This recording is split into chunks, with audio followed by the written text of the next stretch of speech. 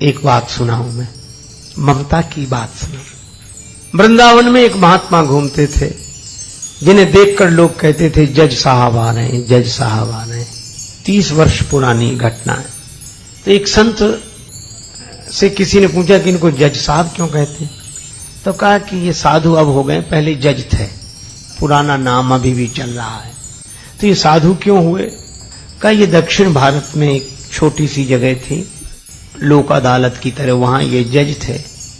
एक गांव में एक बड़ा सीधा सरल आदमी रहता था, उसका नाम था भोला। भोला नाम तो लोगों ने रख दिया था, क्योंकि वो राम जी के अलावा किसी को जानते नहीं था, ना अन्यम जाने, नैव जाने न जाने। गांव में रघुनाथ जी का मंदिर था और भोला केवट जाति का था। सामान्य परिस्थिति पर उससे जब कोई पूछता कि केवट भैया भोले वो बात कैसी है, तो कहता रघुनाथ जी जाने, मैं तो कुछ नहीं जानता। 2 बेटे 1 बेटी, बेटी विवाह के योग्य हुई। बेटों ने कहा कि पिताजी यहाँ के जो धनी सेठ हैं उनसे कर्ज ले लिया जाए, बहन का विवाह होने के बाद हम लोग कमाएंगे, रुपया चुका दिया जाएगा। केवट गया, सेठ जी ने ब्याज की सामान्य दर जो लेते थे वो तय की, लिखा पड़ी हुई, रुपया ले आए, विवाह हुआ बेटी का। बेटी विदा हुई ससुराल को और केवट ने घर छोड़ दिया। गांव में रघुनाथ जी का मंदिर था, वहीं रहने लगा। सबके ममता ताग बटोरी, मम पद मन ही बांध बर डोरी, रहने लगा। बेटों ने कमाई करके पैसा दिया, केवट लौटाने के लिए गया सेठ जी के पास। सेठ जी ने रुपया ले लिया, ब्याज ले लिया, रसीद लिखकर दे दी कि पाई पाई से पैसा मिला। और कहा केवट पढ़ो क्या लिखा है। केवट बोला रघुनाथ जी जाने, मैं तो कुछ नहीं जानता क्या लिखा। सेठ जी के मन में पाप आया कि से दोबारा पैसा लिया जा सकता है, तो बोले ये कागज हमें दे दो, तुम जरा पानी ले आओ। वो 1 गिलास पानी लेने गया, सेठ जी ने वो रसीद छिपा के रख ली। फाड़ते तो शक होता, एक कागज पर ऐसे ही कुछ लिख कर दे दिया, बोलिए तुम्हारी रसीद। केवट ले गया, रघुनाथ जी के चरणों में रखकर जिस कमरे में रहता था वहां रख दी, और अपना राम जी से मतलब सबके ममता ताग बटोरी, मम पद मन ही बांधे बर डोरी। सेठ जी ने मुकदमा कर दिया। केवट ने रुपया दिया था, चुकाया नहीं, कहता दे चुके हैं। अदालत में केवट को जाना पड़ा। वही जज जो महात्मा हो गए थे, उन्होंने कहा कि तुमने रुपया लिया था? हाँ। चुका दिया? इसका प्रमाण? जज साहब ने कहा ये तो कोई सबूत नहीं है, इसमें कुछ लिखा ही नहीं है। केवट सरल आदमी रोने लगा, रघुनाथ जी जाने, मैं तो ये इसी को रसीद समझे था। जज साहब दयालु हृदय के थे, बोल रो मत, तुमने जब सेठ जी का रुपया वापिस दिया तब तुम्हारे सेठ जी के बीच में कोई तीसरा था? तो केवट की जो आदत थी, जो स्वभाव था, उसी भाव से बोला सत्य कहता हूं जज साहब, सेठ जी को जब मैंने रुपया वापिस दिया तो मेरे और सेठ जी के बीच में सिवा रघुनाथ जी के और कोई नहीं था। जज साहब बोले अच्छा तुम जाओ, अगली तारीख पर आना।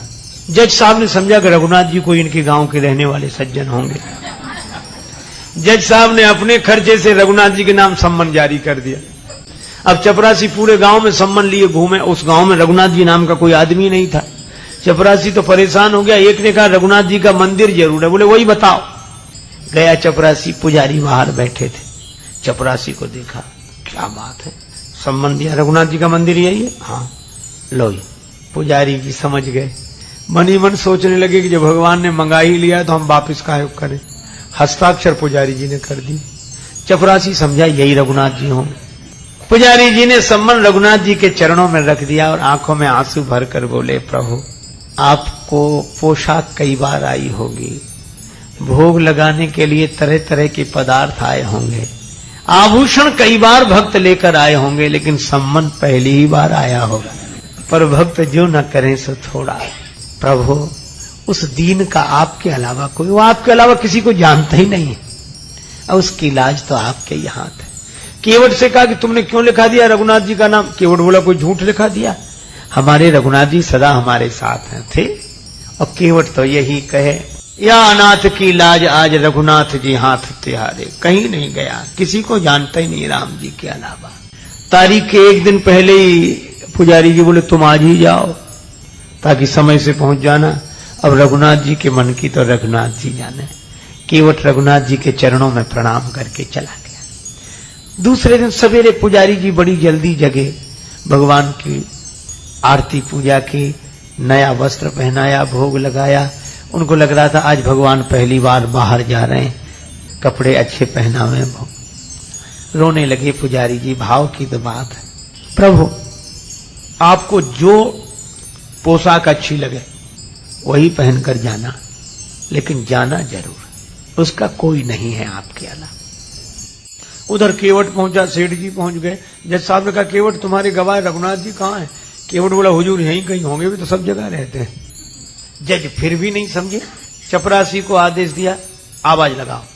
चपरासी आवाज लगाने, रघुनाथ हाजिर है, रघुनाथ हाजिर है, रघुनाथ हाजिर है, रघुनाथ हाजिर है, रघुनाथ हाजिर है, हाजिर है। ऐसे 3 नारे जो लगाए हैं तो क्या देखा, एक बूढ़ा आदमी हाथ में लकड़ी पकड़े, कमर झुकी है, हाथ से इशारा कर रहा है। हाजिर है ऐसे 3 नारे जो लगाए हैं, चाल लटपटी सी एक वृद्ध की झुकी सी देह, दुपटी फटी सी शीस बांधे धर धाये हैं, हाथ माह छड़ी पड़ी तुलसी की ही माल, माथे पर रोरी चारु चंदन चढ़ाए हैं, साहब के सामने विनीत चपरासी साथ, आज रघुनाथ जी गवाह बने आए। भगवान गवाह बनकर आ गए। जज साहब ने देखा, सेठ जी चौंके कि ये कौन है? जज साहब ने कहा कि आप थे वहां। रघुनाथ जी ने कहा केवट ने रुपया दिया है, उसका प्रमाण बोले इन्होंने रसीद भी लिख ली थी। सेठ जी को यहीं रखा जाए। इनके मकान में सामने वाली बैठक की सामने वाली दीवार में 3 अलमारियां हैं, बीच वाली अलमारी में वही रखी है 32 नंबर की, उसी में वो रसीद अब तक सुरक्षित है। सर्वांतर्यामी भगवान से क्या छिप सकता। सिपाही भेजे गए, बही मिल गई, रसीद मिल गई। सेठ जी को दंडित होना पड़ा। केवट भाई इज्जत भरी हुआ, रघुनाथ जी तो गायब हो गए। पहले काम तो हो ही गया था। अब जज साहब ने सोचा कि इतने दिन हो गए फैसला सुनाते, पर ऐसा गवाह आज तक नहीं मिला। तो केवट से अकेले में पूछने लगे, केवट ये रघुनाथ जी कहाँ रहते हैं? केवट बोला हुजूर जहां हम रहते हैं। तो तुम कहां रहते हो? बोले जहां रघुनाथ जी रहते हैं। जज साहब बोले हम समझे नहीं, तुम लोग एक ही जगह एक ही गांव के रहने वाले हो? केवट बोले हाँ हुजूर, आपको कैसे समझाएं, आप तो पढ़े लिखे हो। पढ़े लिखों को समझाना बहुत कठिन है, भक्ति की बात, भगवान की बात। जज साहब बोले तो ये है कौन? केवट बोला हुजूर ये वो है जिनका मंदिर है। तो बोले इन्होंने मंदिर बनवाया है? देखने से तो नहीं लग रहे थे कि ये कोई इतने बड़े संपन्न आदमी होंगे जिन्होंने मंदिर बनवाए। पुजारी भी नहीं लग रहे थे, पता नहीं। केवट बोला हुजूर ये वही हैं जो मंदिर में बैठे हुए हैं। अब तो जज साहब ने चपरासी को बुलाया। चपरासी कांपने लगा, हुजूर ये वो आदमी नहीं था जिसने हस्ताक्षर किए थे। अब जब गांव में पता लगाया तो जज साहब भाव विह्वल हो गए, अपने कमरे पर आए, बंगले पर रोने लगे। लोगों ने कहा रोने का कारण क्या? जज साहब रोते हुए बोले, शिव सारद नारद शेष गणेशहु के नहीं ध्यान में आते रहे, सोई आज विनीत अदालत में केवटा के गवाह कहाते रहे। अरे तो इसमें रोने की क्या बात है? खुश होना चाहिए कि दर्शन हो गया। और चले गए तो वे तो जाते ही। जैसा बोले सुख धोखे दर्श दिए को भयो, दुख नाहिन जो तज जाते रहे। फिर रो क्यों रहे हो? बड़ी भाव भरी बात कही। जज साहब बोले आज मुझसे बहुत बड़ी गलती हो गई। कौन सी? कुर्सी पे बना जज बैठा रहा, जगदीश खड़े समझाते रहे। कुर्सी पर जज बना बैठा रहा और जिनकी अदालत में सबको उपस्थित होना पड़ता, वे भगवान खड़े खड़े गवाही देते रहे। ऐसा वैराग्य हुआ। उसी दिन पद से इस्तीफा दे दिया, वृंदावन आ गए, साधु जीवन बिताया। अक्सर खड़े रहते थे। कहते थे भगवान खड़े रहे, मैं बैठा रहता तो खड़े ही रहना अच्छा है। मंदिर में जाते तो अंदर नहीं जाते, बाहर से ही दरवाजे की धूल सिर पर चढ़ा लेते।